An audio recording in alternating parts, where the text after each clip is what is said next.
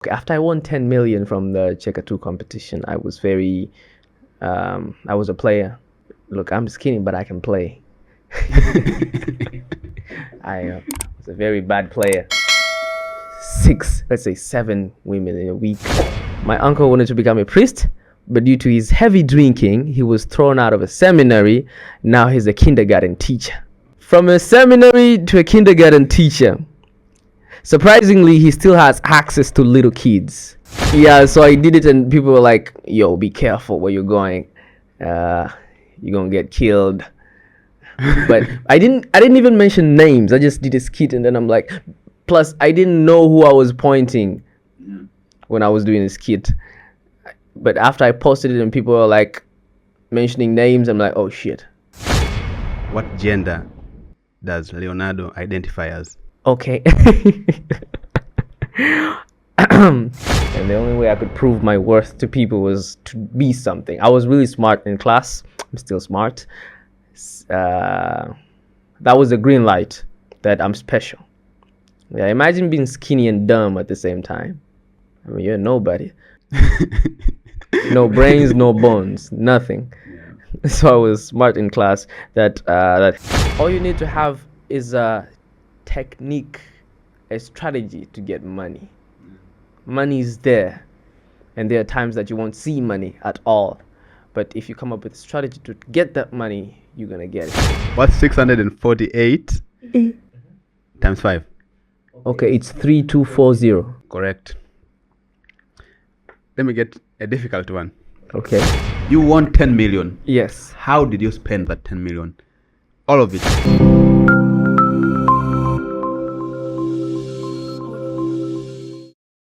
Welcome back to MYOD podcast, the podcast that inspires you to shape your future. Today, we have a very special guest. He's a comedian, a very famous comedian in Tanzania, and he's going to tell more about himself later on. But if you're new here, please like this video, subscribe. If you're the OG, keep following us for more interesting content. This guy actually won 10 million T-shillings, and that's what I'm very interested about, because as you guys know, on this podcast we always talk about money, finances, and investment. So stay until the end so that you will know how Leonardo spent all that 10 million. Did he invest it and turn it into 100 million, or did he spend it all on women and enjoyment? He's gonna tell us the full story, and I'll let you be the judge. Leonardo, you're welcome. Thank you very much. How you doing? I'm good, man. How are you? I am perfect. Came very far from Kinondoni up to here. Yeah, but I saw, how do you say it? MYOD? MYOD. MYOD. Yeah. Not MYOD? Not MYOD. That's even easy. MYOD. It's easier to say MYOD than MYOD. It's a great podcast. Yeah, I looked it up on Instagram. Very interesting people here. Okay. So I thought, okay, I should be there because I'm interesting too, I guess. So it's a great podcast. I'm happy to be here. Okay. You know, actually, I used to be a very big fan of you. Used to? Yeah.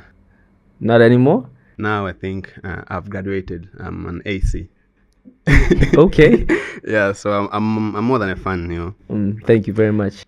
Yeah, so for the people who don't know about you, can you please give us a short story about yourself? Like, who is Leonardo and how did you get started into the scene of being a comedian? Okay, my real name's Leonardo Butindi. I'm a stand-up comedian, water resource and irrigation engineering graduate. I graduated in 2021. I'm from a Jita tribe. I'm 26. I have a son. His name is Laszlo. I have 2 siblings, a big brother and a little sister. I was born in 1998, 25th of January. What else? What else is there to know? And okay, I was skinny. I've never been fat. I'm always skinny. I've always been skinny from my childhood, and people were laughing at me at school, home, everywhere. So it was tough. It was tough. It was painful to be the skinniest dude in the house everywhere. So I found it. So I was trying to get a defensive mechanism of how to protect myself when people were laughing at me, right? And the easiest way I could find at the time was to be funny.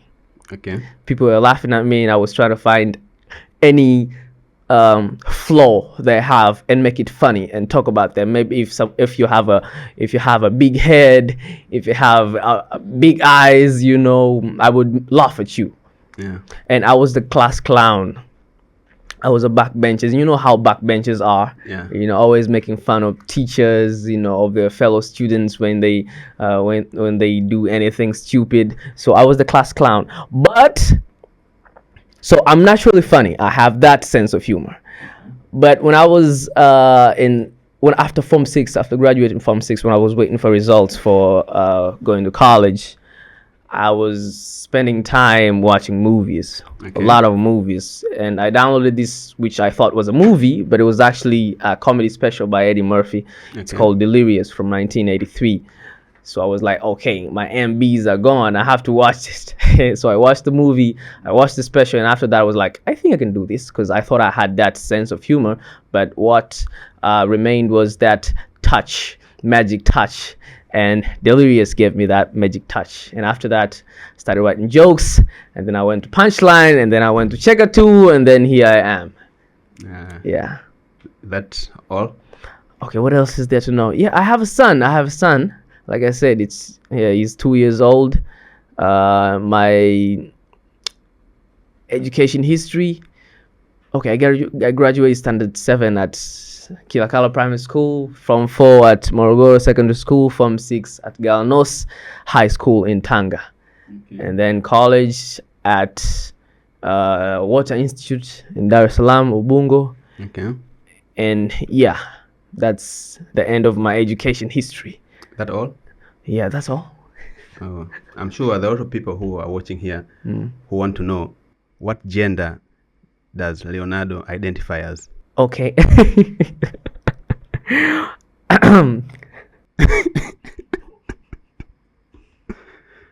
All right. I respect everybody's opinion. I'm not into LGBTQIA plus thing. I personally don't support them. That's a tricky thing to talk about. Okay, I am not pro homosexuals, but I respect them. Okay. Yeah, and I even wish my son to not follow the gender thing. Yep. So I respect them, but I don't follow them. I don't believe that you could have more than 2 genders.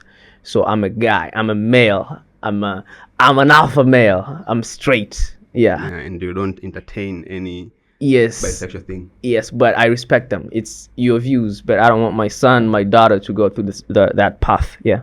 That's good. And as you said, it's your opinion. Yeah, it's my opinion. So let it stay your opinion. We don't want anyone to get cancelled Yes. because of MYOD podcast. Just opinions. Just opinions. Yeah, it's a very sensitive issue right now. So, Kim Kardashian. Yeah, I know Kim Kardashian. Yeah, Kim Kardashian became famous and became a billionaire because of a sex tape. Yeah. Yeah. With Ray J. Yeah, and there are a lot of Tanzanians actually right now who are trying so hard to release their sex tapes. The likes of, we have seen a few days ago, the likes of Aslay, we have seen the likes of Lukamba, the likes of Gigi. Yeah. They're all doing those sex tapes so that can probably become the next Kim Kardashian. That's how people rise to fame. But you, my friend, you picked a very different route. So how did you rise into fame that right now everybody knows you? Well, not everybody, but maybe most of people who use, let's say, social media. Yeah. Okay, so basically I'm a stand-up comedian. Okay. Yeah, I started doing comedy at Punchline in 2019. Okay. Then in 2021, one of my friends advised me to start doing, because I was doing English stand-up comedy, and then my friend advised me to use Swahili. And it's like, yo, you have fans, because it's a Swahili nation. As you can see, there is Tanzania, Kenya, Uganda a little bit, Congo, all these countries use Swahili very well. So there is a huge market that you're missing just because you're using English only. Yeah. So I was like, okay, let me try. And then I tried. At first, it wasn't easy because your comedy is all about culture. Yeah. Right, it's easy for me to do. It was easy for me to do English comedy because I know a thing or two about English culture, pop culture, Americans, Al Jazeera, BBC, stuff like that. It was easy. And in English, all you have to do is like there's these rules that you have to play with when you're writing jokes. So it was easy for me to learn. But with Swahili, you don't really have to use rules. It's all about telling your stories. Okay. It's all about relatability. How do people relate to your jokes, to your stories? So what I had to do at the time is to grasp that change of culture. Okay. Yes, I'm Swahili, but the change, it wasn't easy. Yeah. I tried for a couple of months, and then click, it was easy. And then I went to this competition. It's called Cheka 2 Comedy Search 2021, and I won the shit. Is it okay to say shit? Yeah. And I won it. It was in May. It was in October 1st. Yeah, I won it. And so all I could say is that the only thing I had to change at the time was to grasp that change in cultural relatability, I can say, because I had the confidence, the stage confidence. I had everything from punchline, because I was doing for 2 years before changing it, flipping it to Swahili. So yeah, it was easy. Yeah. And then after that, I became famous because as you win a competition, which was aired at Wasafi TV, which is one of the biggest media platforms in the country, obviously you get to be known, right?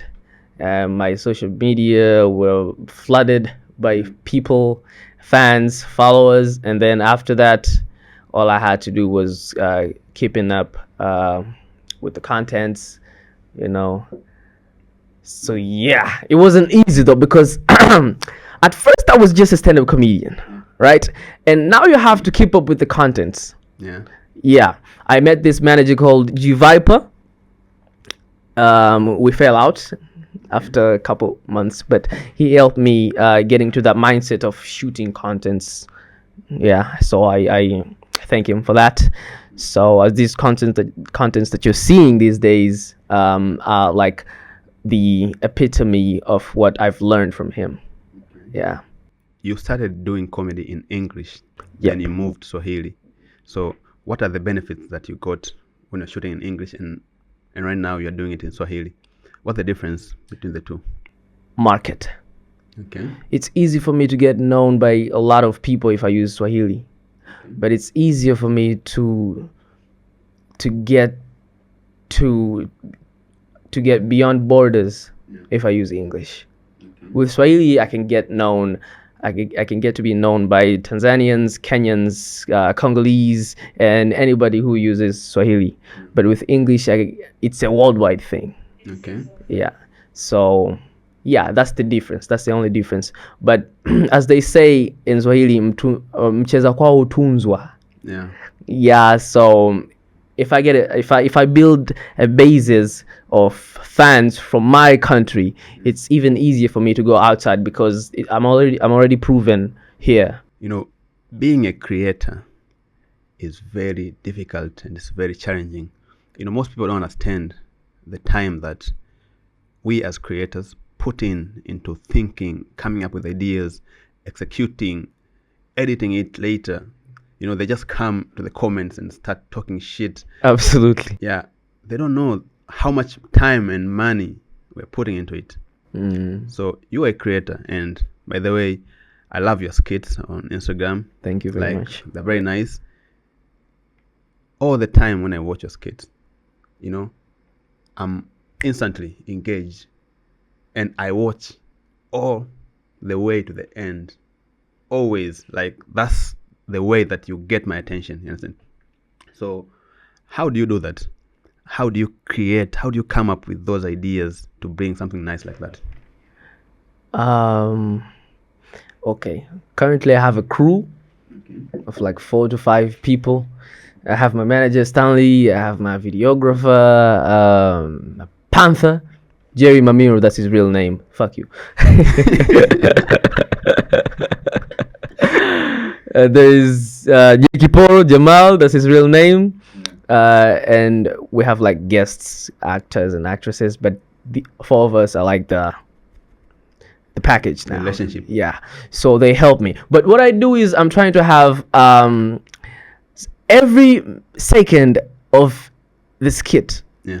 All I have to do is get your attention. Every second that you watch, all you're trying to do is get your attention from the first second to the last second. So if you're a follower of my contents, then you must see that I have so many punchlines in a single video, like 10 to 12 in a 3-minute video or 2-minute video. So many punchlines. So I'm a punchline guy. Okay. Yeah, and my friends help me, my coworkers help me to give the best in every video that we shooting. So I can say that that's my only weapon. Plus, on top of that, the more relatable the content is to the people, is the more funnier it's gonna be. Okay. Yeah. So relatability and punchlines, those two are my biggest weapon. You said a word punchline. Yeah. What is a punchline and what does it have to do with your content? Okay, you love my jokes, right? You love my contents. Yeah. Whenever you laugh, that's a punchline. Okay. Yeah. It wasn't a coincidence. It's well written. It's I did research. I passed to these people. They crashed some of them. Nah, that's not funny. So whatever you see, there's the punchline. Whenever you see something that makes you laugh in a video, it's well researched. It's agreed. Yeah, that it should be there in the video. So yeah, that's a punchline. Whenever you laugh, that's a punchline. Okay, in comedy, let me put it this way. In comedy, there are like two things, let's say, that makes up to a joke. So there is setup, and then there is a punchline. Okay. A setup, let's say a setup. Okay, let me find a joke that I did. Let's say a setup is, my uncle wanted to become a priest, but due to his heavy drinking, he was thrown out of a seminary. Now he's a kindergarten teacher. That's a what? So you wanted to? My uncle wanted to become a priest, but due to his heavy drinking, he was thrown out of a seminary. Now he's a kindergarten teacher. That's a setup. I know. Now here's the punchline. From a seminary to a kindergarten teacher. Surprisingly, he still has access to little kids. Now that's a punchline. You get it, right? So a setup drives you this way. A punchline drives you that way. A punchline should be like a misdirection, an afterthought. Yeah. Wow. Was it too dark? I'm still thinking about it. Okay. Yeah. I hope we won't get cancelled. No problem. No one cancels a skinny motherfucker. I'm already cancelled. You know, most creatives, they get exploited. Yeah. Either it's comedian or it's artist. Whoever it is, most of them get exploited. And I remember one of the very famous saying by the former president, Jakaya Mrisho Kikwete. Yeah. He said, ukikubali kula, Lazima uliwe. lazima uliwe. Yeah, but it works, but it has to be fair. I remember last time I was talking to one comedian. His name is Hamis Mdee. Shout out to Hamis Mdee, my nigga. Shout out to Hamis, man. He's a very funny guy. Very. So he said that there's one company that contacted him to do jokes for them. But then, at the end of the day, he didn't want his content to be shared online. I won't mention names. I know that company. Yeah, but that was what happened. Yeah. Which is, it's okay. There are a lot of people who don't want their content to be shared online. For example, we're having an event coming on 20th July with Vusi. And actually, in the contract, he said it that I'm going to own all the content that's going to be shot. So we are not allowed to record. We're not allowed to share his content. That's how it works. Okay. Yeah, so when Hamisi told me that, I understood it very well. So you work with a company called Cheka too. Yeah. Yeah, and your comedies go viral like crazy. People love them. People love you. And myself, actually, whenever I go to Cheka 2 page, I always scroll to find your face, watch. I'm done. Sorry, others. But yeah, this is what it is, right? Yeah. So, thank you, though. What is it like for you working with Cheka 2? And how has it influenced your career? And do you think that you're exploited or not? Okay, Cheka 2 helped me big time. Massively. Because I joined them in 2021. Okay. And even before that, Cheka 2 was big. Yeah. It was the biggest comedy platform in TZ, and it's still the biggest. It's even bigger now. So it was easy for me to get known to a lot of people just because I'm in Cheka 2. Okay.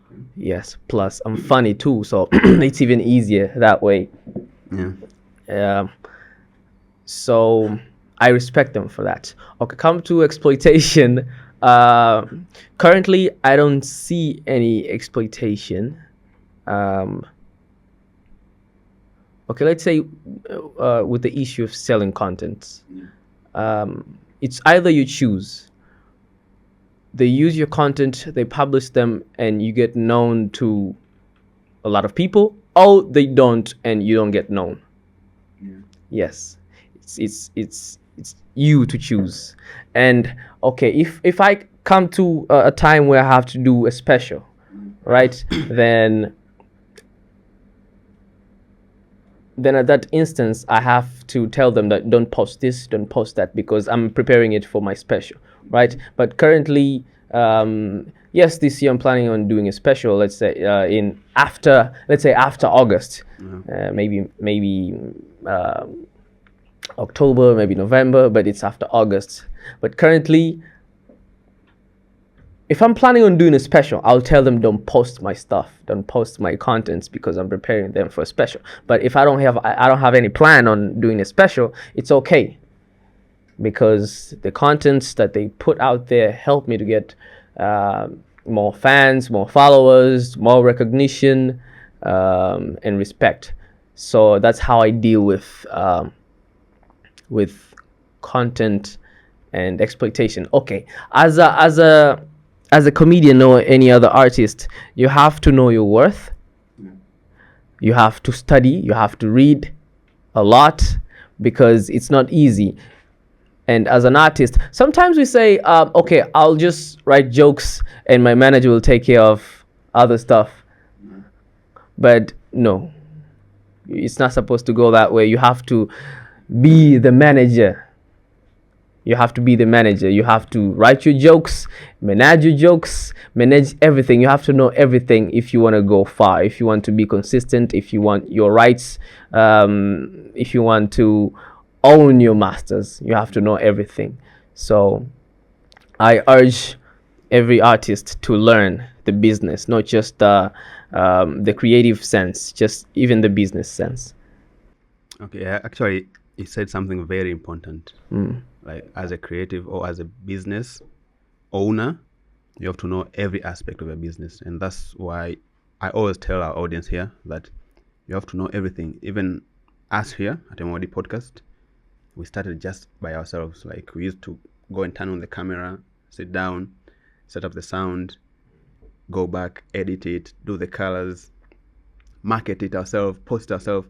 So we know from A to Z. And then later now, we have started hiring other people. As you can see, you have a director, we have managers and stuff like that. But the most important thing is you have to know every aspect of a business. Yeah, for example, It's big now. yeah, you can tell your editor, I want you to edit this video for me, and it will tell you 10 days.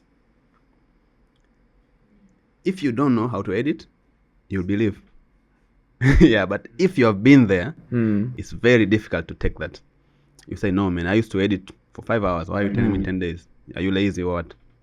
You have to work on your shit, right? Yeah. Yeah, so everyone who is watching, I encourage you, know every angle and every corner of your business before you start bringing new people in. Otherwise, you get cheated, you get your shit stolen. I remember my bosses at Punchline, Evans Bukuku, was urging us to, because I used to come late. If the show is at 8 p.m., the arrival time is always like 6 p.m., but I used to come at 7. And he was nagging me, and he's like, you have to be here before 6 because you have to know how the lights are done, how the microphones are done. You have to know everything, not just to come on stage and do your jokes. No, it's not about that, because someday you're going to own your own comedy club. So you have to know everything. So, yeah. There's one skit that you did, which is my favorite. It ends like, I just mentioned the end. It ends like, Shabani unapoelekea tutagombana. Like that. Really made me laugh like crazy. If you haven't watched it, go and check a 2 page or Leonardo's page. You'll see that skit. So out of all the skits that you've been doing, which one would you say that is your favorite? Okay, I love this joke. When somebody wants to break up, even if you do good things to them, they turn them into bad things. Yeah, you text them unaumwa nini, and they read it as unaumwa nini. I love that joke. I love it. Yeah, I have plenty of jokes that I love because I have many good jokes. Like, how did you come about with that? Are you struggling with relationship? How is your love life look like? Okay. Shit. Okay, by the time I did the joke, the unaumwa nini joke, yes, I was single. My baby mama left at the time, so I was in pain, actually. So I was leaving the joke. The joke was made up, but I was going through pain at the time. It was one of the darkest time of my life because I used to live with my baby mama and my son, but at the time they were gone, all of them. I was all alone, me and my friends and my jokes. Yeah, so from experience. Yeah, it was all from life experiences. How about now? Did she come back? Oh yeah. She came back, right? Yeah. I mean, that's good for you. Don't you want to ask why? Why? I don't know. Can you guess? People are motivated by 2 things, I think. Yeah. It's either money or love and hate. Love and hate. Yeah, so it should be among those.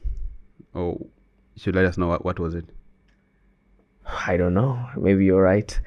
I can't say anything because she's back. Yeah, anyways. Thank God she's back. Yeah, but shit. Let's not talk about love. It's a bit complicated. But I have okay, she's back, but I have another girlfriend that I love. I'm like in dilemma now. Yeah. Yeah. Was she there before she left? Okay, before she came back. Oh, okay. Yeah. Yeah. Should I say her So name? now you have 2. Yeah, her name is Winnie. Okay. Yeah, Winnie, if you're watching this, I hope you're still winning. Yeah, yeah. So let's go to next question. Kaniroga nini?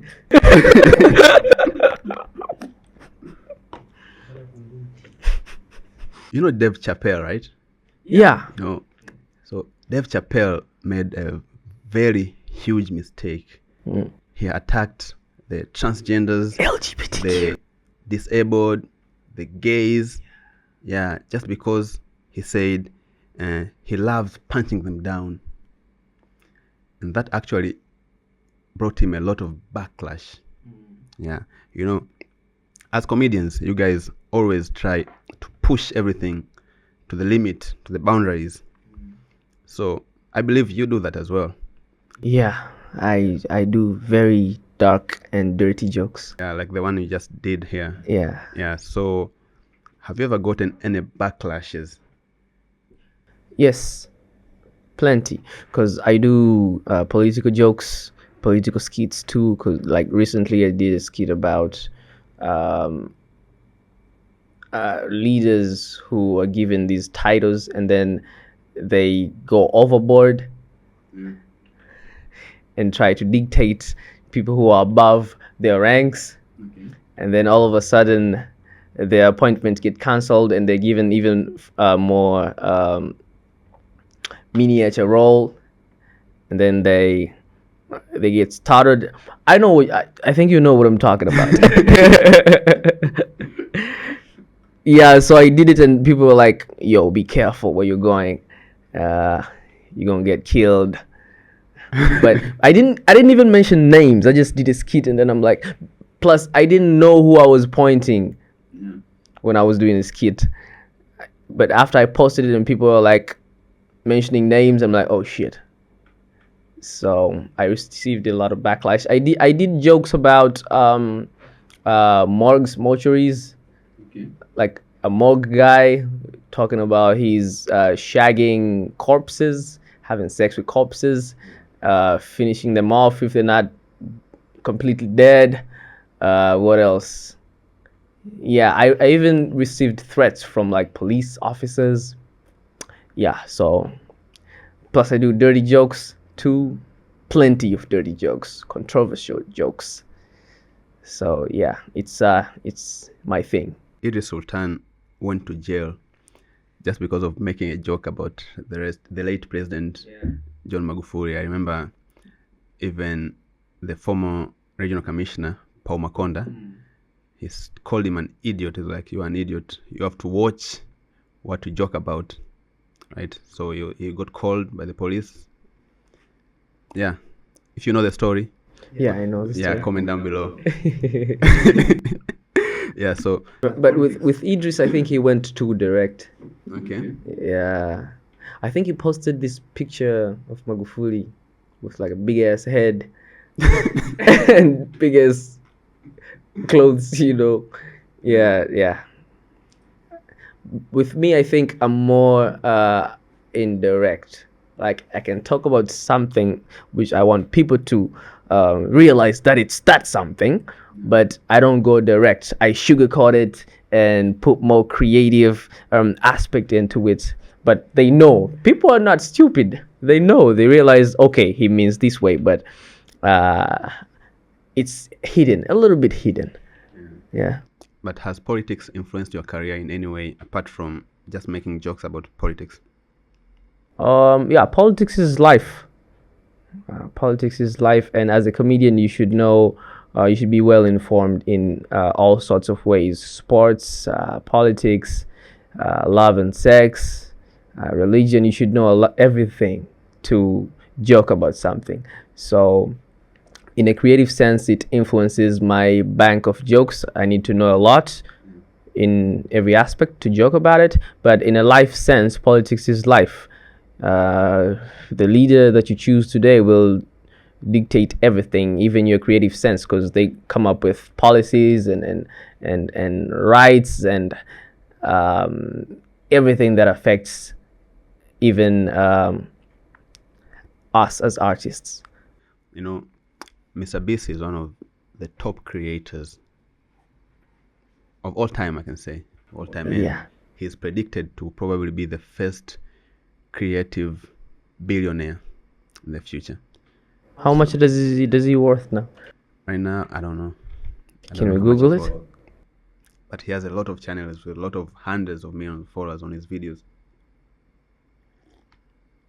Okay, he has $500 million. Yeah, so He just has to double it. yeah, I've been a fan of Mr. Beast. I watch a lot of his videos, and the way he integrates products on his videos is seamless and it's very nice. You don't even know that you're being sold to, and that's what I've seen in your videos. Like the way you do an ad, it's amazing. Like you'll be watching an ad without even knowing that you're watching an ad. Then you'll be like, oh, so this nigga was just trying to promote Farasi here. Yeah, so my question is, how do you ensure that that integration is so smooth, like the way you do it? Give people what they want before you get what you want to get from them.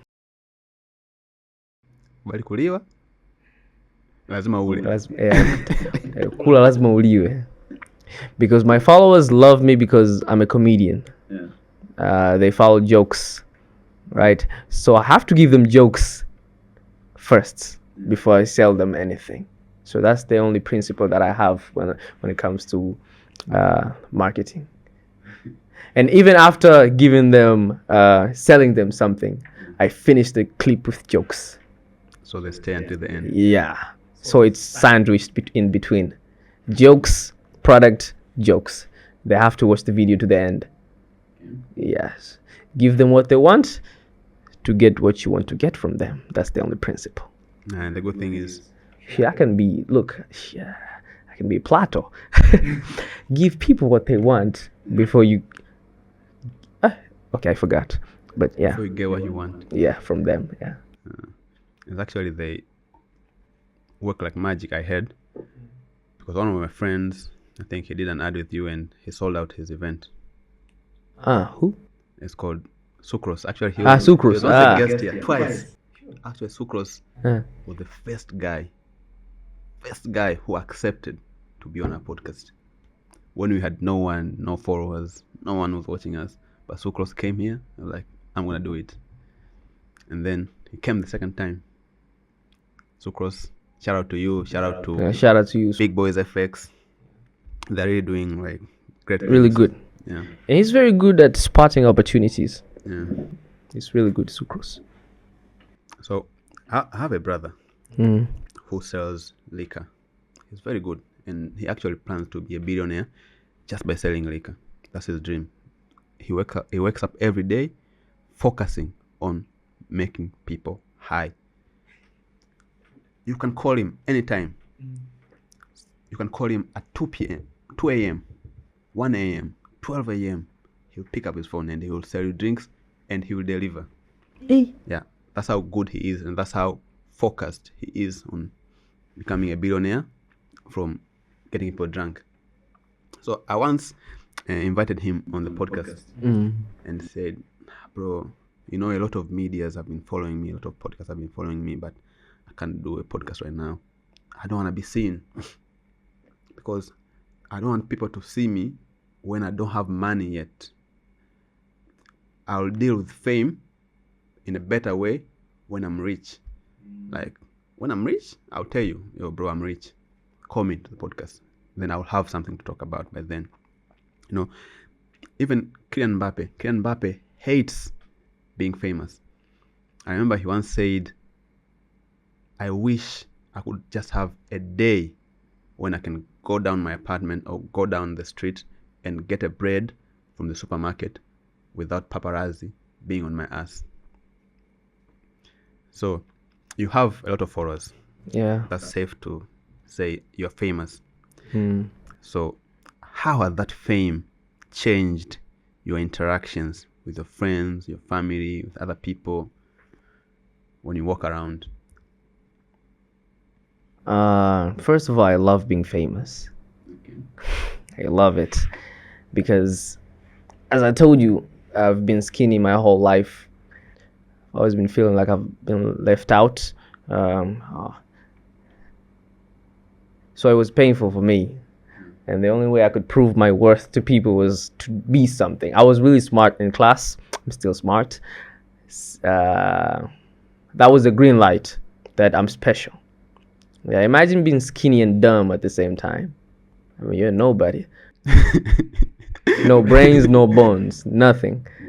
So I was smart in class. That helped me a lot. And now I'm doing comedy, and I'm funny. I am famous. So at least I'm feeling something. And I feel like being famous brings that sense of recognition, sense of satisfaction to me. So I love being famous. The only negative thing that I receive from that is, let's say, mental. Damn. We get depressed. Really? Yeah. We get depressed, How? especially if things don't go the way we want them to go. For instance, if I post a content that I believe it's very funny and it's going to go very viral and it doesn't go that way, I get depressed. Why? What's wrong? And if I post 4 consecutive contents that didn't go very far, I get depressed. Why? What's wrong? Am I bewitched? So I love being famous, but I expect a certain reaction from the people, from the fans. If I don't get that reaction, I get depressed. I have a different viewpoint on that because I don't believe in depression at all. My life has been difficult enough growing up as a Tanzanian. Yeah, I've been struggling with a lot of things. We have struggled with malaria, diarrhea, kwashako, corona, a lot of stuff. So I think I've probably been depressed enough without knowing it, but I no longer believe in that. So What do you believe I in? cannot just stay here and believe like, okay, now I'm depressed. Okay, I have a question. What happens if your expectations are shattered? You expect something, but things don't go your way. What do you do? How do you feel? I believe in data and feedback. So whenever I do something and it doesn't go as planned, I just keep moving with my speed, keep doing more and more and more, instead of sitting there and being sad about it or people didn't react. Because I really don't care. What about both? Being sad and doing research again? Because being sad does not add any value to my life.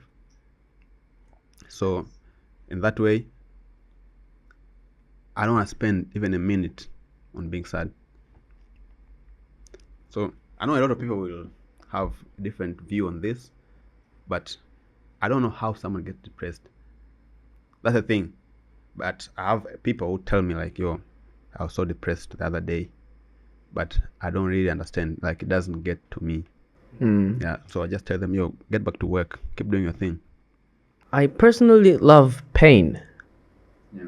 I love pain. I love being sad because it creates this state of anger, promises to myself that I think is the basis of the person that I am today, the successful person that I am today. I'm not successful, famous. The famous person that I am today. Anger and sadness. This is anger and sadness. So I love being sad. I love being angry. Because what follows after that is massive creative sense.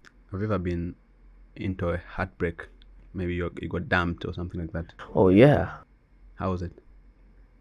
Painful, very painful, but I deserved it at the time because I was okay. After I won 10 million from the Cheka 2 competition, I was very I was a player. Yeah. Look, I'm skinny, but I can play. I was a very bad player. 6, let's say 7 women in a week. Yeah, it's not something to be proud of, but it is what it is. I did it, but I've learned. And then I went broke after that. Okay. Yeah, 10 million gone. So, when my baby mama left me, I knew that I deserved it because I cheated on her, and then money was gone. So I'm like, why are you staying? Just leave me, you know? So when she left me, I was like, yeah, she deserves to leave me, and I deserved to be alone. So, what was the question again? How did the heartbreak that you got, how did it make you a better person? Because you say you believe in pain. Yes. Pain makes you a better person. Yes. Yeah. Actually, she left me last year in May. Yeah. And then after that, everything changed because I was really good in stand-up comedy. But after that, I became really good in both stand-up comedy and skits because I have so much free time. I could spend with friends. I could spend at locations, shooting stuff. Very free. And now you see my contents online. They're very furnished. They're very good. So the time that I dedicated on love and relationships is all back to work and money. So it changed me a lot, big time. Yeah. That's really nice. Your boys, if you get a heartbreak, use that as the fuel to your success. Leo, you said you are very smart in class. Yeah, I was. Yeah, you said that. So if you're one smart, you'll always be smart. Yeah. And behind the cameras, you are talking about your manager or your friend was talking about math. So I want to test your math skills. Okay. Yeah, I want to test your math skills. So Let's try. I have a calculator here. Let me see if you can compete with my calculator here. All right. Let's see. Let's see. So I'll start with simple question going up. Okay. Okay. Yeah. Okay. What digits are you comfortable with? Oh, Let's just try and see randomly. Yeah. all right. So guys, I'm about to expose Leonardo here right now. He said he's very smart, but I want to see on camera. No edits, no cuts. We all have all the cameras focused on him right now. And my calculator is here. So what is 8 times 9? 72. 72. That was fast. Yeah. What is 72? Wait, 72 times 9. 648.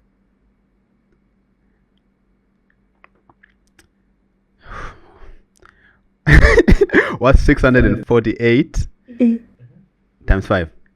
Okay, it's 3240. Correct. Let me get a difficult one. Okay. What is 450 450 times 35? times 35. Okay, it's 157500. Yeah, 15750. Yeah. How do you do it? I'm smart. I told you.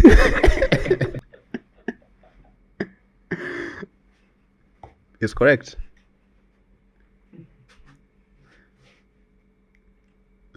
Okay. Let me not embarrass myself. Trying to embarrass Rio. You know, numbers are very important and numbers are beautiful. You know, I used to ignore math when I was in school, but my dad was very serious about me studying math. Are you a rich kid? No, not really. Not I'm really. not rich at all.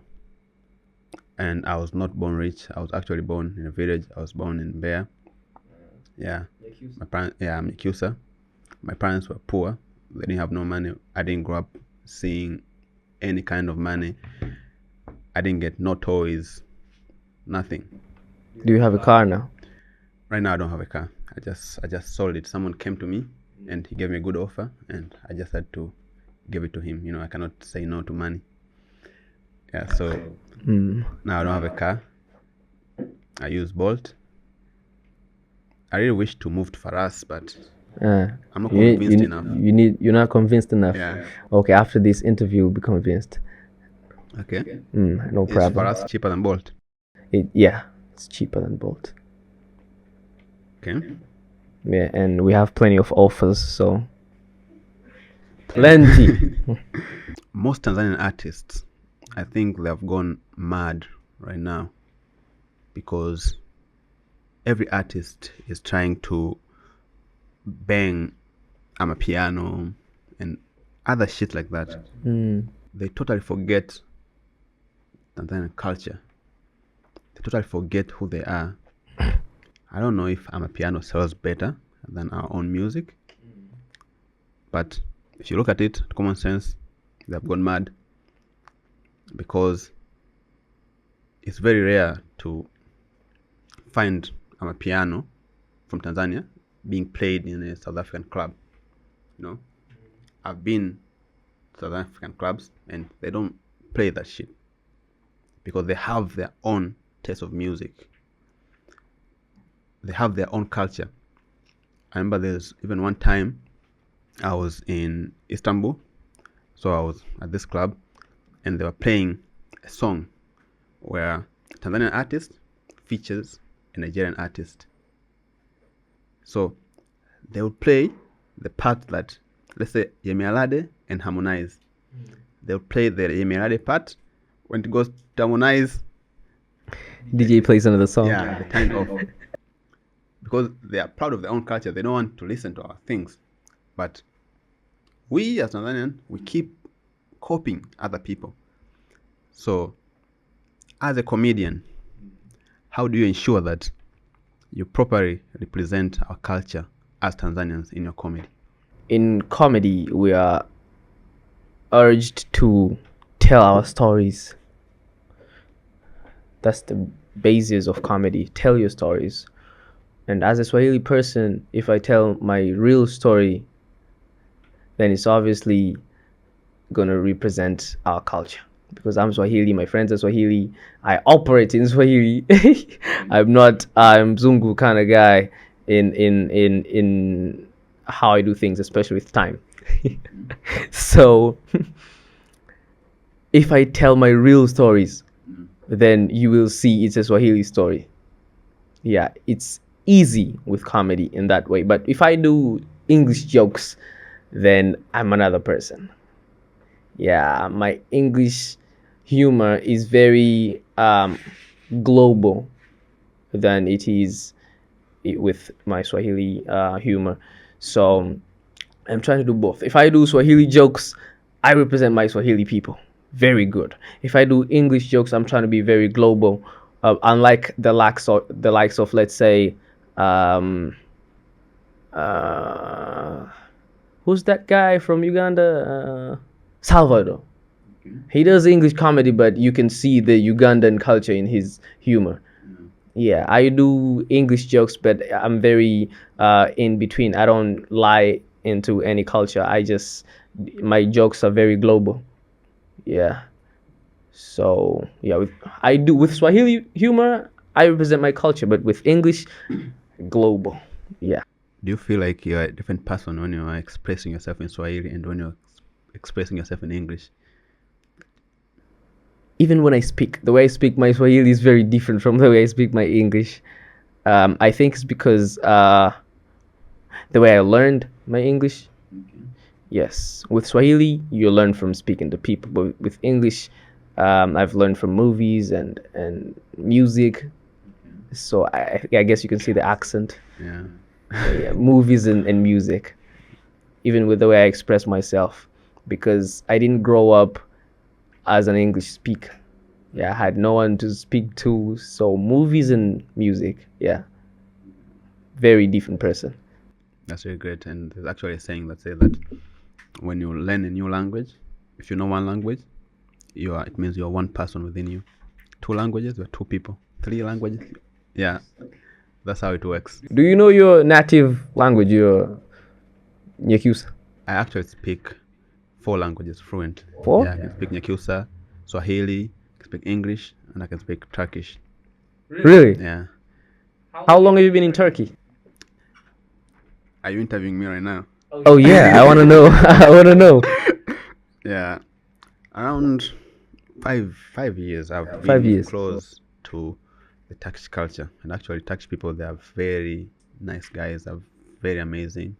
I love Turkey, although they keep denying my visa to go back there. So if you're an ambassador of Turkey, please, next time I come, accept my visa. You know those guys, man. I applied for a visa to go back to Turkey for my friend's graduation. After I graduated, I never did any crime. I never overstayed in Turkey. I was clean. I don't even have even a single case in Turkey. But they denied my visa without giving me any reason. I went to the embassy near Coco Beach. They actually gave me my passport in my hand like this, without any reason. For me, that was very stupid and very unprofessional from the Turkish embassy of Tanzania. I have to say this in Swahili. Pole sana. Yeah, some countries, when they deny your visa, they'll give you a reason. Let's say the UK, they deny your visa, they'll tell you, okay, we denied you because of this and this and this. If you go and prove this and this and this, we'll give you a visa. You come back, we'll give you a visa. I don't know. I've never been abroad that much. I've only been to Kenya, so I might not relate to what you're telling me that much. Yeah, it's crazy. Probably something personal, I don't know. But yeah, that's how it is. I can see feelings when you're explaining. Yeah. So, Tess, what are your future projects? What are My you future projects. most excited about right Okay, now? I'm looking forward to doing my special in this year, in October and November, between the two. My two specials, Swahili one and English one. I'm looking forward to those two are the biggest, I can say, but I keep posting content on Instagram. I want to go to Kenya for a comedy tour, English obviously. Kenyans in English. I might go to South Africa, I'm not sure yet. But with Kenya, I'm very sure. With two specials, I'm very sure. And I think those three are on top of the list. Kenyans love Tanzanians. They love our language. When you go, let's say, to Nairobi, you speak, the ladies will fall in love with you. Easily. Straight up. They think like the way we speak is so romantic. You know how the Kenyans speak Swahili, right? Unajuanga juu juu nimefika pale. Yeah, like the Swahili is so bad, man. Very bad. So bad. So if you're Tanzanian and you go to Nairobi, you'll take all of their ladies. Yeah, just when you speak. I stayed in Nairobi for I went there 2 times, 5 days the first time and 1 day the second time, and I didn't get laid in all those times, so maybe I can't relate to what you say. So Leo, you're a comedian, and from what I see, I can say you are an entrepreneur as well.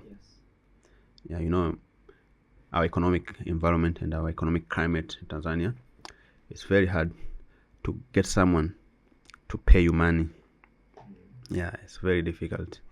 But as I can see, you're making a lot of money. Yeah, because it's all there on your page. Yeah, so Okay. if you're watching from TRA or from the tax authorities, this is just a joke. He's a comedian. So I'm just a comedian, guys. Yeah.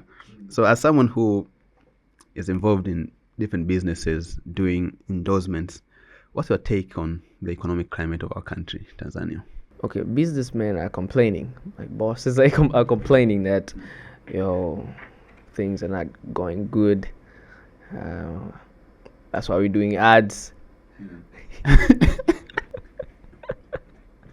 So to me, that's going good. Yeah. So to me, business is going really, really good. I have plenty of DMs. Can you do this ad? Can we do that ad? Can we do this? Some of them I don't even open. Why? Because I'm busy doing other ads. So to me, business is currently going good, but with money and economy in general, all you need to have is a technique, a strategy to get money. Money is there, and there are times that you won't see money at all. But if you come up with a strategy to get that money, you're gonna get it. So at times like these, people are saying that economy is tough. It's not easy to get money. I know there are plenty of people who come up with strategies and they get the same money that you can't get. So it's all about perspective and coming up with ideas to get the money. Yeah. You know, some people get into business and they start seeing money, let's say on the third year, the fourth year. That's when they start seeing good money.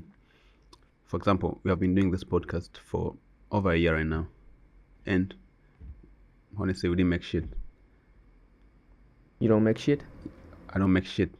For over a year, I've been doing this, and I didn't make no money. And it's growing really big now. It's huge. Yeah, but we're not making any money. So Okay, I'll tell you this. The reason why I'm here, because I think your podcast is really good. So I believe that in a few months' time, not even years, you'll start making money, a lot of it. Trust me. yeah, and that's my point. My point is, when we got started, money was not something that was in our head. Yeah, what we wanted is, let's say we shot this episode together. I just want one person to just come and say, yo, because of your episode that I shot with Rio, I learned something about creating, let's say, a comedy skit. You know, I got value out of it. And that, to me, is worth more than money. So we are focused on giving value and value. Yeah, and not more about the Yes, money. you're right. With creative world, at first it's not about money. It's about life-changing moments and creating value, and then money follows. So I second you on that. Yeah, and it's very difficult, as you said. How long did it take you to start making money when you started comedy? Okay, I'm lucky because I started doing stand-up with Punchline Comedy Club, and we were doing shows at first it was every other week, and then it was every week after. So I was earning money. It wasn't much, but it was much at the time. Yeah, and so I started earning money very early in my career thanks to Punchline, and then I went to Cheka 2, so I was earning money from Punchline and Cheka 2, and then now I'm doing ads and other things, so now I'm earning money from Punchline, Cheka 2, ads, and other things. So yeah, blessings on blessings. Yeah, and sugar mummies too. That's a joke. You know, personally, I never take money advice from someone who has no money at all. When I know that you have no money and you start talking to me about money, it depends. I don't listen to you. It depends. Okay. I talk to people who fell off. Okay. They were this high and now they're this low. I listen to them. I want to listen to their mistakes. Where did you fuck up? Okay. You might not have money, but you know where you fell off. Okay. How? Why? So it depends with me. Why though? Yeah. It's because I understand. I get a point. There are people who fell off that can learn from their mistakes, but most of the time, someone who fell off and cannot get themselves back, the advice that they will give you is most of the time kind of outdated. But yeah, I get your point that it can help you. So for you, you want 10 million and you are doing good for yourself. You're making money. What financial advice do you have to give to people? You're certified now because you're making it. So what financial advice do you have to give to people who are starting their careers, especially in this creative industry? focus on your work. Don't focus on money. Bring more value to your work, because it is the money. Money will come and go, but as long as you're uplifting the value of your work, you'll keep on getting rich and rich and rich. Just your work, what you put out there, expanding to more people, purify it again and again and again. That's the only thing I'm going to say. Don't focus on money. Focus on your craft, making it better and better. That's the money. Money is not money. Your craft is the money. Yeah. Plus, so I had this opportunity of dating a white person, yeah, from US. Lauren, that's her name. She told me how to budget money. Okay. So as you earn, don't just spend it. Try to budget it. We earn money as young folks, but we tend to act like we have so many responsibilities, even though we don't. Write down your responsibilities, the basic one. You don't need flashy stuff. Write them down. Budget. Don't spend carelessly, needlessly, and then you'll see money. So yeah, as you earn, as you purify your craft, budget what you earn, and then spend it on your craft again. Build yourself, because that's the business. Yeah. That's a very big point that we talked about right there. You have to budget. Making money is not the only thing. Actually making money is a thing. Because you have to make money. After you make money, you have to know how to keep the money. That's a totally different skill. Different. Then you have to know how to invest the money. Multiply. So that it can grow. Those are totally different topics. So just learn about money. If you don't know where to learn about money, just go on our previous videos. We have talked a lot about money, making money, budgeting, growing your money, everything. If you want another video about that, just comment down below, budget, and we'll give a full video talking about how to budget and grow your money. So I was talking to Amisi the other day. He said he once got a very bad comment on his comedy.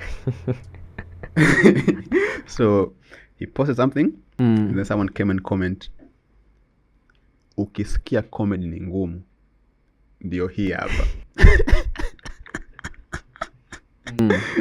Yeah, for him that was really bad, worse than any criticism or any insult that we could have given to him, because he didn't know how to feel bad, feel good.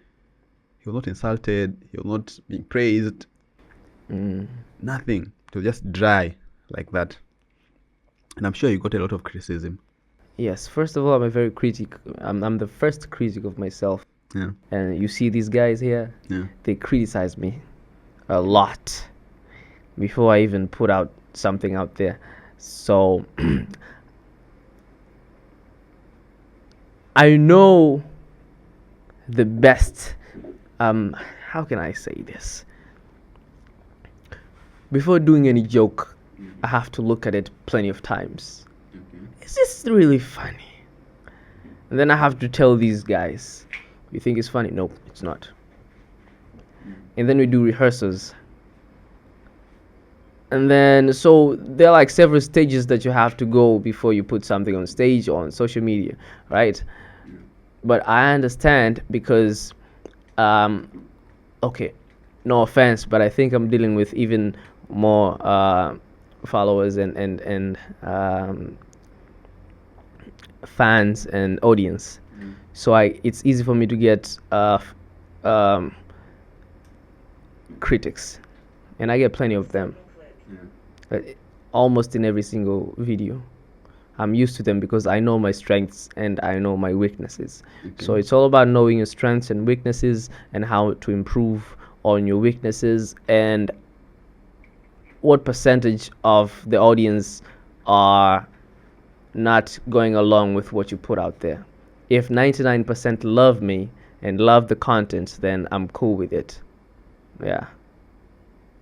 Not even 99. 99.9999999%. What's the worst comment that you have seen on social media that you say, okay, this? Okay, I won 10 million. I was the first, and then they were like the second guy, Eliud, his name, third.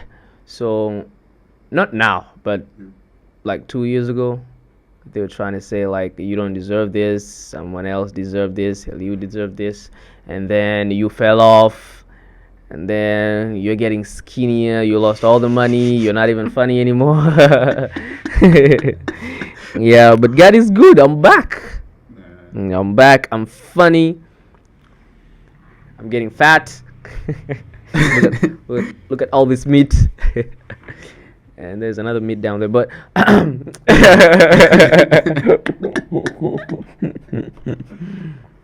so yeah, it's a normal thing as a creative person, yeah, to get critics. And do you get like constructive criticisms? Yes. And these people follow you in your DMs. Okay.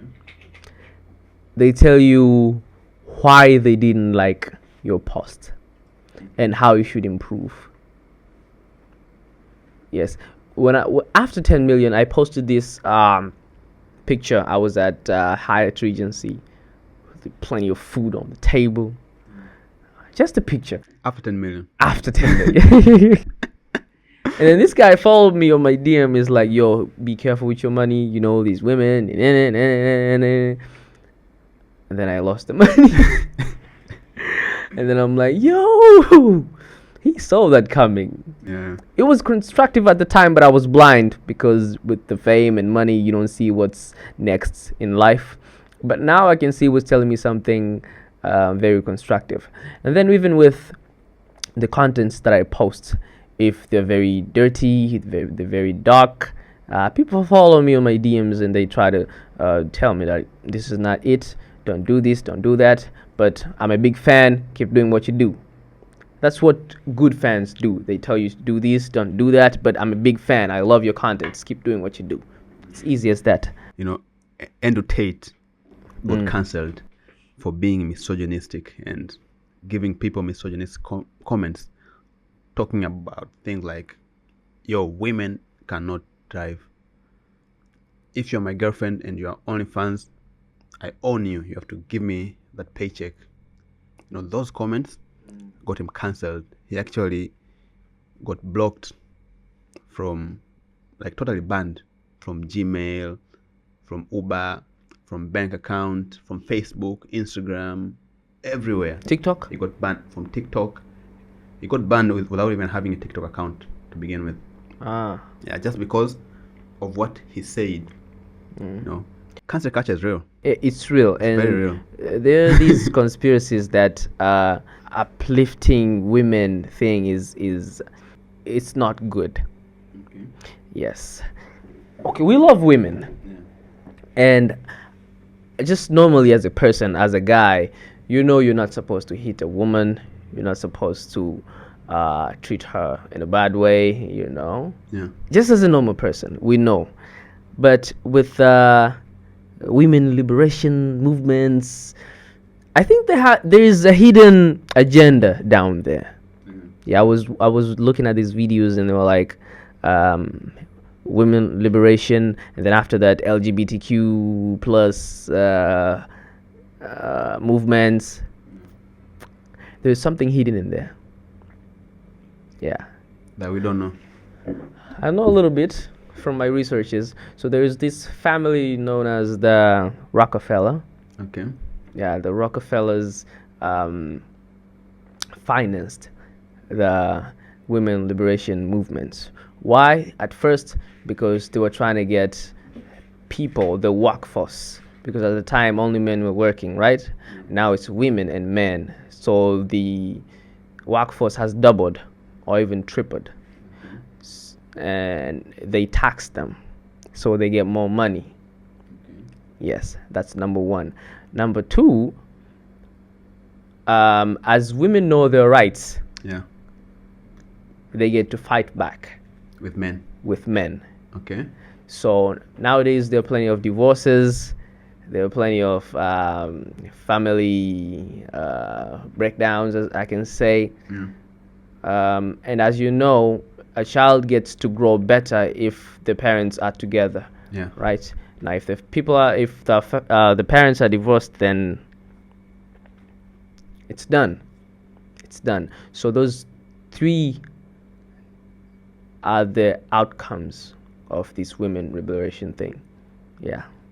So all of that is just to make more money and weaken men. Yeah, absolutely. Yeah, man. As men, we have a lot to struggle with. Yeah. Yeah, that's why I always tell people, like, as a man, you have to be as strong as you can. Like, you have to learn, you have to train, you have to make the most money as you can, because it's a war. It's all about the money. It's all about the money. I've learned that after my breakup. It's all about the money. Yeah. So with cancel culture, you know how they do it. They have groups, they have communities. They just tell themselves, like, yo, let's go and attack this person. And when they come prepared. They take you down. Yeah. Like, there's no way you can fight it, because the biggest people, they have fallen for it. Yes. Yeah. So how do you stay relevant and being true to yourself with your jokes and everything, with all this cancel culture playing around? I'm just trying to be me. Maybe they haven't reached me yet. They haven't found out about me yet, but I just do what I do. Plus, if you really want to be an outspoken person, if you want to say anything that you want, anything that you feel, then you should know that you need to have I have nothing to lose mentality, especially with money and fame and fans. And that way, it's easy for you to say anything that you want, that you feel. But if you have something to lose, then you're done. You're done. So with me, I'm still, I can say anything. I feel like I can say anything, yeah. But in a very creative way. I don't just bluff. Safe to say that no one can cancel you right now.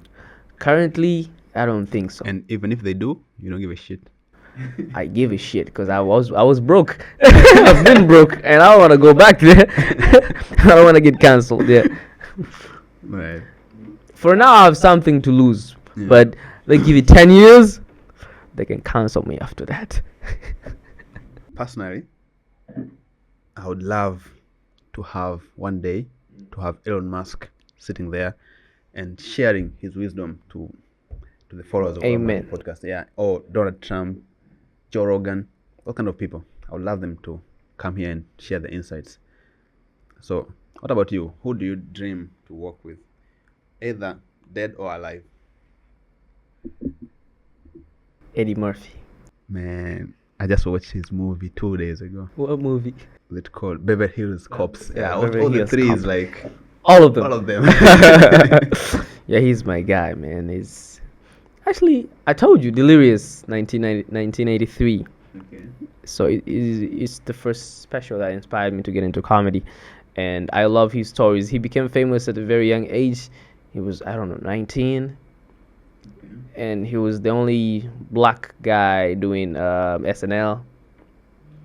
And at the time, there was still these racial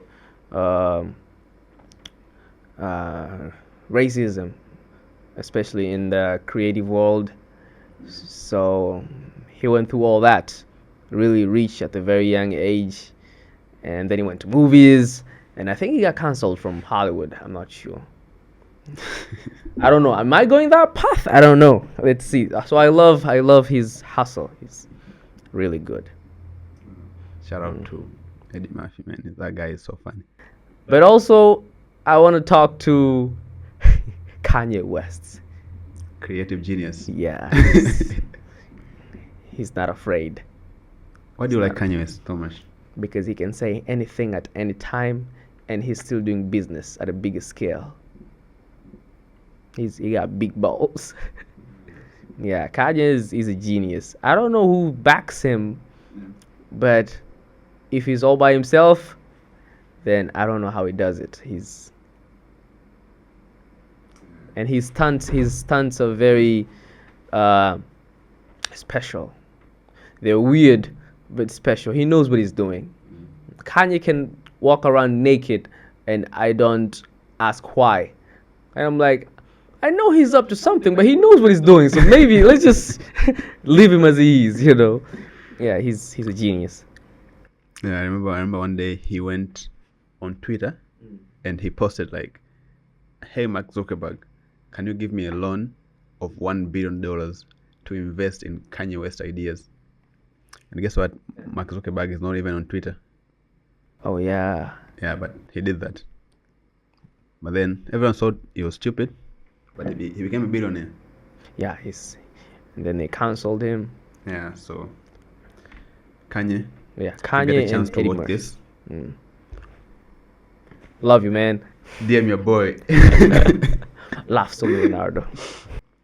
What's your vision for the future?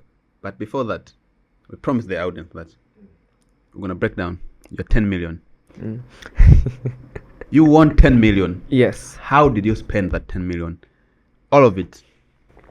Okay, I was expecting a child at the time, my son, so I spent some of it for maternity. Yeah. And then some of them to my relatives, my mom, my brother, my little sister, and some of them to my friends. I had friends every day Yeah. coming over It's to my always like house. that. Yeah, and okay, so there was this guy who was taking care of my Instagram account during the competition. He was like urging people to. I wasn't really good at editing, so I was making videos.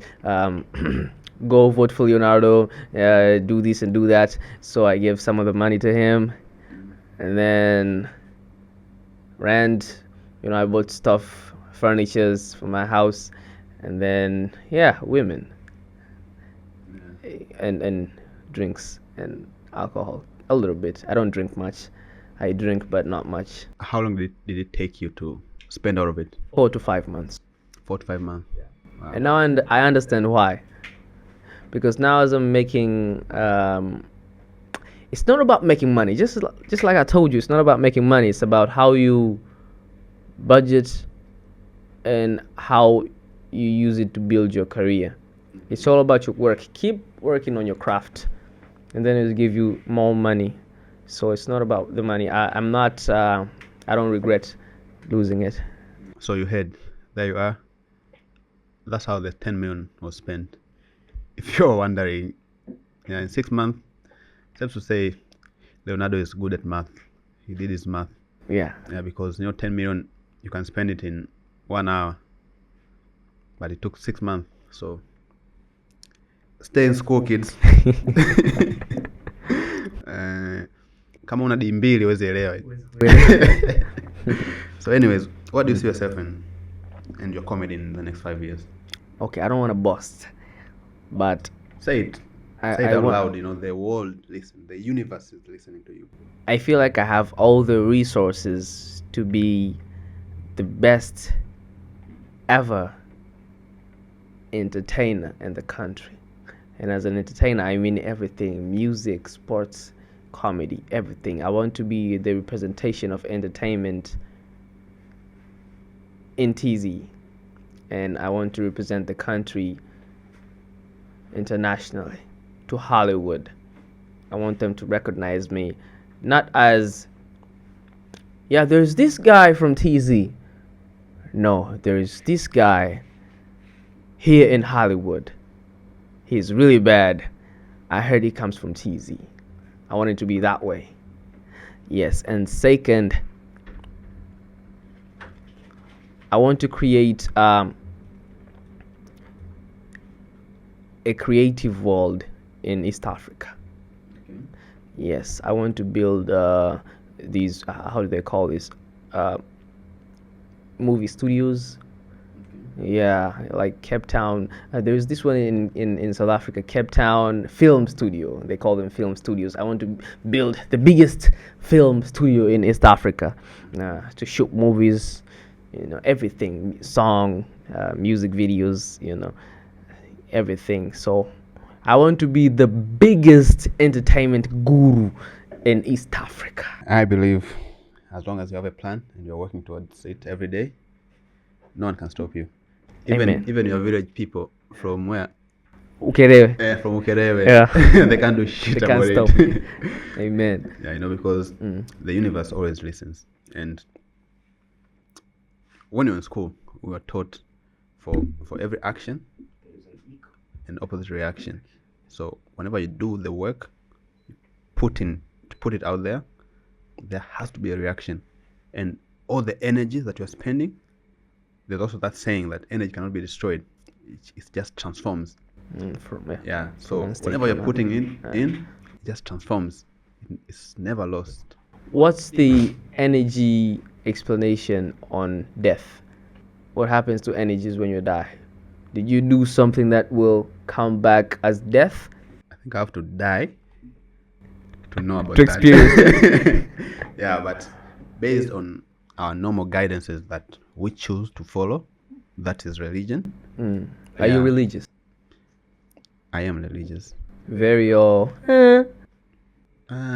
Very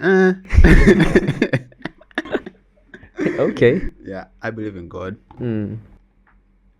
And I believe that my religion has everything that I need to follow in this world.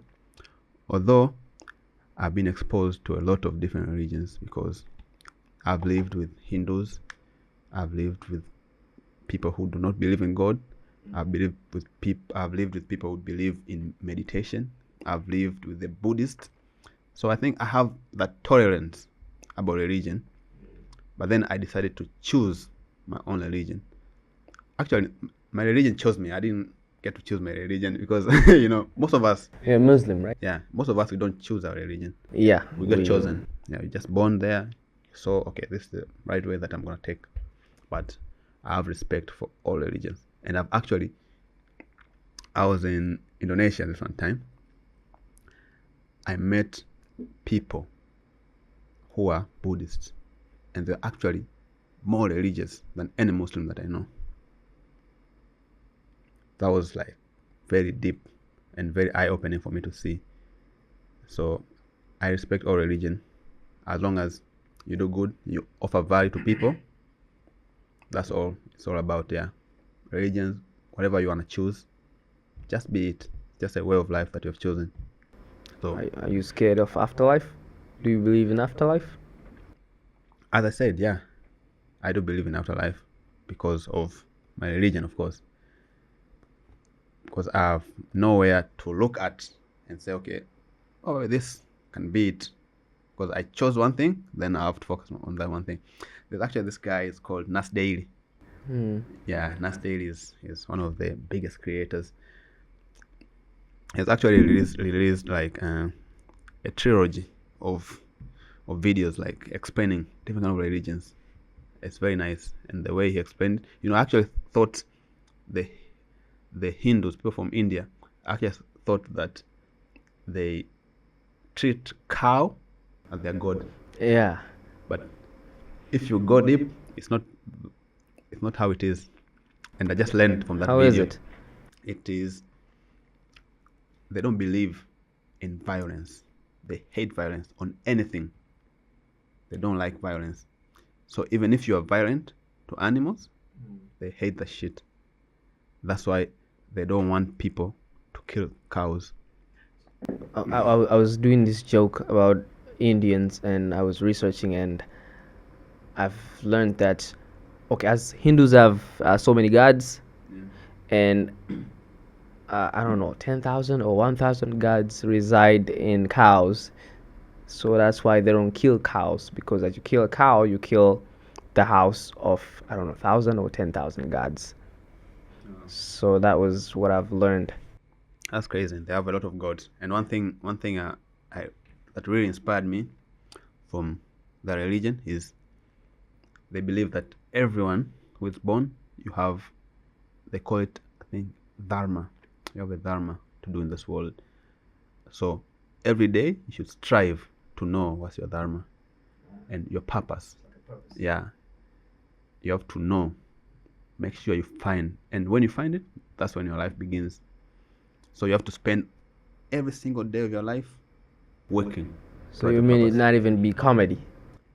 Yeah, if you're a comedian, then that's your dharma. If your dharma is to make people happy, to make people laugh, that's what you should Does it work have towards. to do with money though? Because your dharma might be drawing you into a poverty life.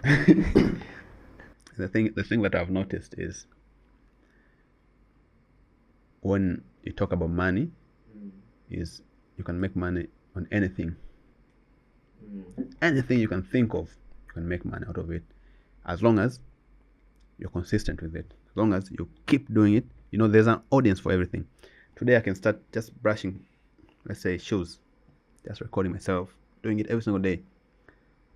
Trust me, after 2 years, 3 years, people will actually pay attention. Like, this guy has been doing this for 3 years. We have to watch him. So if you're smart enough, you'll make money out of that. Yeah. As long as you're offering value. So Yeah, anything, value. even if you are just digging, if you dig every day, you'll make money. People will come to watch like, oh, this guy's digging. I love his digging style. I love that hole. His digging style. Yeah, so as I said, money is everywhere. So you just have to know how to fuel it. Yeah. I remember I was listening to Donald Trump. He was like, money is everywhere. Even here we are sitting, this is money. The shirt that I'm wearing is money. This house costs millions, it's money. But you're broke. How? Well, everything is money. Yeah, you just have to, money is not, you don't have to chase money. You have to set up the system that will attract, like, that's the way like you did. So, do you have anything more to add? First of all, I'd like to thank you guys for supporting me and MYOD. Yeah, first of all, you subscribe, follow MYOD, comment, keep supporting them. It's a nice platform to express our feelings and views in life and entertainment in general. So thank you for following me too. I acknowledge your support. So please stay put. There is more coming. If you love me now, you'll love me more later. Thank you. Yeah, talking about that, if you want Leonardo to come back for part 2, comment down below. Leonardo. Yeah. Yeah, if we get 1,000 comments, we'll bring him back. 1,000. Yeah. Okay. With that being said, Inshallah. thank you for coming. Thank you for having me. Yeah, thank you for being here. I hope you all enjoyed this video and see you on the next one.